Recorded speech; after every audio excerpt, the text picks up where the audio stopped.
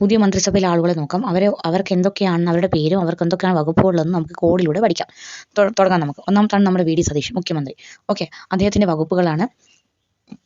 ഓർമ്മിക്കാനുള്ള trick: പൊതുപദ്ധതി ധനം തുറന്ന നിയമം പറയുന്ന സതീശൻ.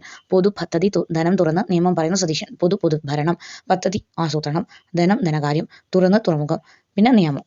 ഇനി രണ്ടാമത്തെ ആളാണ് രമേശ് ചെന്നിത്തല. എന്താണ്? ആവി എന്ന് ഓർമ്മിച്ചാൽ മതി. ആവി, ആഭ്യന്തരവും വിജിലൻസും രമേശ് ചെന്നിത്തലയ്ക്ക്. പിന്നെ സണ്ണി ജോസഫ്, സണ്ണി വൈപ്പിൽ. സണ്ണി വന്നാൽ വൈദ്യുതിയും പച്ച പരിസ്ഥിതിയും. വൈദ്യുതി പരിസ്ഥിതി. അടുത്തത് കെ മുരളീധരൻ. മുരളി ആരോഗ്യവും ദേവസ്വവും നോക്കും. മുരളി ആരോഗ്യവും ദേവസ്വവും നോക്കും.